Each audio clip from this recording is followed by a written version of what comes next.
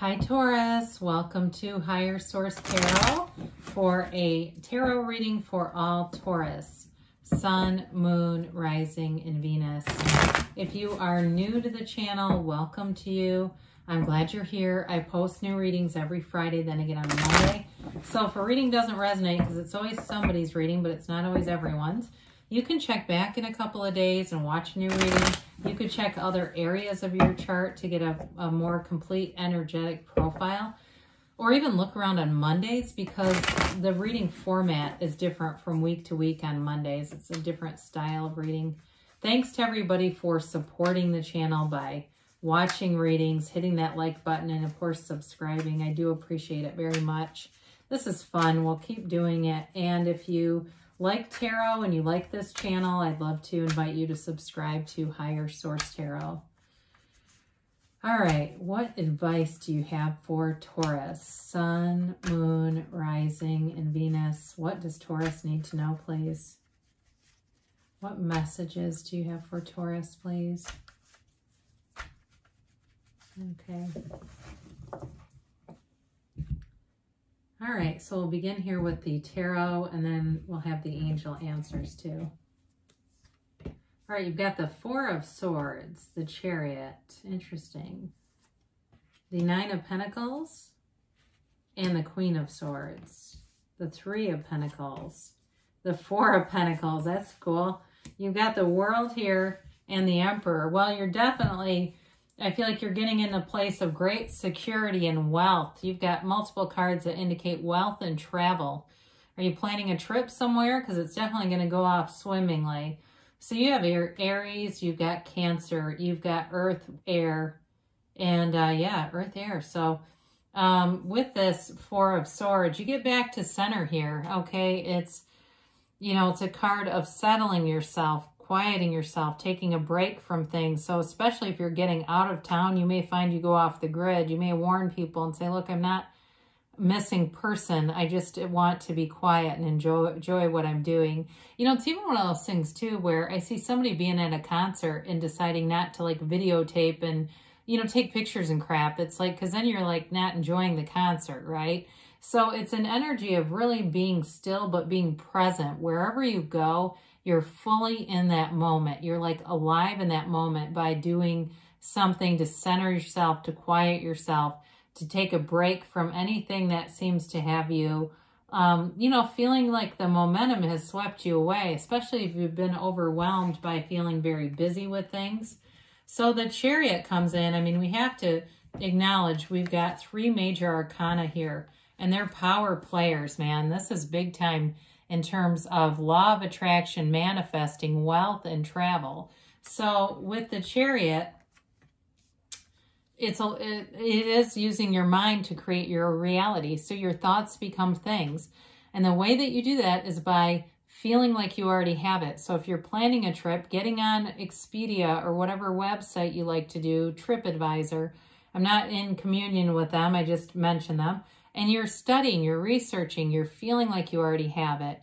And so with the Chariot too, though, in terms of love, a relationship is moving forward here. And it feels like it's moving forward, like moving in together, getting long-term plans together.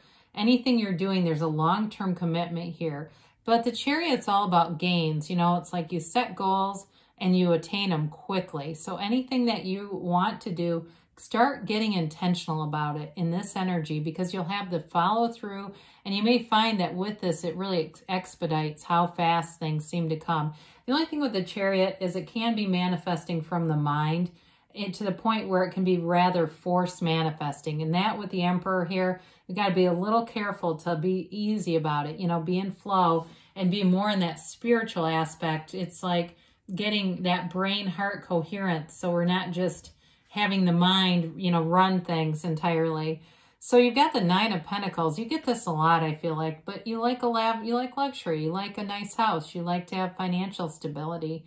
So it's good. It's a card of abundance. So again, the travel thing feels real to me, but it could be other things too.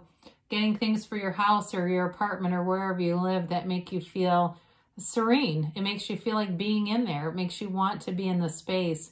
And so with the Nine of Pentacles, you're attracting physical manifestations left and right, but you're also attracting good people. So I do feel like if you travel, you're going to find nice companions along the way, having fun exchanges and interactions, maybe even making new friends that you keep in touch with. It's different now that we have cell phones.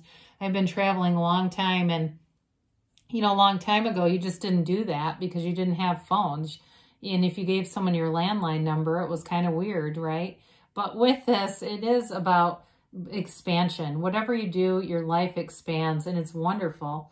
So with the Queen of Swords here, she's definitely gives you that great communication. So anything that you need to do in terms of writing or communicating or having a conversation, that upright sword indicates success.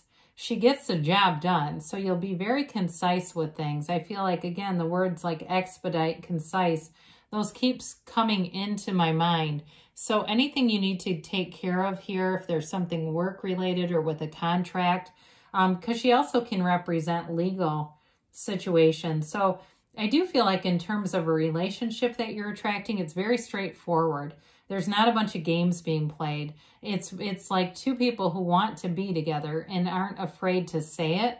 So with the Queen of Swords too, she uses her old hurts or wounds as wisdom. So you don't utilize those as weapons. You're utilizing them to make better choices for yourself. And I feel like whoever you're choosing here too, they're not coming forward with a bunch of baggage, like some ex that it feels like they've brought into the relationship with them. So the Three of Pentacles has you working harmoniously with, you know, in every area of your life. It's getting respect. It's having your ideas heard and being valued. There's a wonderful communion here between you and your colleagues, your friends. Now, in a relationship, it really is talking about, you know, building a future together, building a house, building stability, having your lives become more and more intertwined, right? As you get more serious in a relationship, you know, suddenly you've got things in your names together and things like long-term commitments. Maybe you join the same gym and things like where you're making changes, or even you're going to the same church, whatever it is for you. But with the Three of Pentacles, there's a stability here. It's building up on a wonderfully solid foundation too. There's a lot of energy here that's very complementary. So whoever you're attracting is a nice match for you. It's not like an opposites attract thing where you're trying to balance each other out. There's a nice synergy here. So with the Four of Pentacles, he is the miser of the tarot. So any of those of you that are, again, you're being wise with money, it feels like you are spending some money, but I feel like it's in a way that's smart. It's not just throwing around money and then being regretful later, or going out and buying way too much stuff, because I see somebody with like a closet full of stuff with tags on it. If you've been doing that, I see you changing that. Whoever has been doing that, it's like getting more mature with money, and just like I said, being more cautious with money. I don't see a lack here though. I don't see something where there's a deficit, where it's like you've run out of money. I do see it as just being smarter, especially if you're looking to travel, maybe comparing a lot of different places so you're getting a good deal, but also too saving money so that when you go, you're not going to feel like, you know, you wish you wouldn't have, kind of thing. So with the World here, this is a wonderful card. It revolutionizes your life. It's a card of, this is true self-mastery, right? When you know yourself, you know the universe. With the World, it's gains, it's success. She dances in that wreath of victory. She's the dancer of the tarot.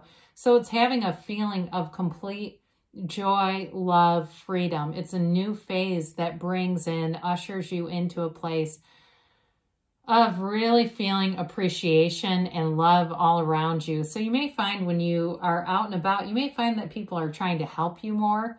And it's just because you're giving off this vibration, this high vibrational frequency. And it may even seem weird, like, why are they doing this? But they can feel the energy off of you, and you're attracting nice people too. So with the World, it is about seeing the world too. So again, it's a card of travel, being out there, being adventurous, and having new experiences come in. So you also have the Emperor here. He is the architect of the tarot, of the universe, excuse me, the architect of the universe. And he gets things done, okay? So with the Chariot too, again, you've got this energy of getting things done, but we have to be a little careful because, you know, he leads a brigade. He leads an army.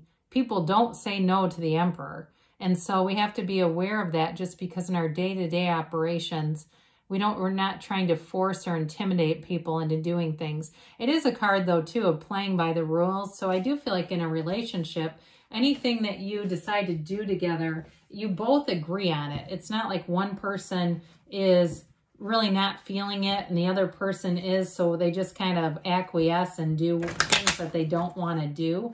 I do feel like there's that structure. There's also a protective energy around you. So like I said, people want to do nice things for you, but I also feel like people are looking out for you too. So there may be somebody, if you're doing something to your house, that says, hey, I got a coupon, or hey, there's a sale, or something like that. And when we see those things, we think of that as the universe is hearing you. You know, I've been asking, I've got a desire to do this, and I'm having many opportunities to do it easily. This is cool. All right, so we have here, let go. So let go and let the universe be your guide. Let go and let God, because you're on the right path here. You're definitely manifesting. You've got be assertive. So with this, again, maybe they didn't like me toning down the Chariot and the Emperor. There's quite a bit of assertive energy. So if you feel like, no, I need to be assertive, they're saying it here too. It's in the tarot and here. Listen to your intuition. So making sure that you can hear your own inner guides, quieting your mind, but also too, when you get those intuitive thoughts, not quieting them and deciding that they're nonsense or no, that can't be. You've got here within the next few months, haven't seen that in a long time. Now you've got there's something better. So when you have that, sometimes what it means is that we're limiting where we could go. You know, it's like we have this ceiling or governor on our life that we decide that's how far I can go. And they're telling you there's more out there. So you can ask this or something better, and they'll bring in that something better every time. So good things are happening for you, Taurus. I love you, and I'll be back again soon.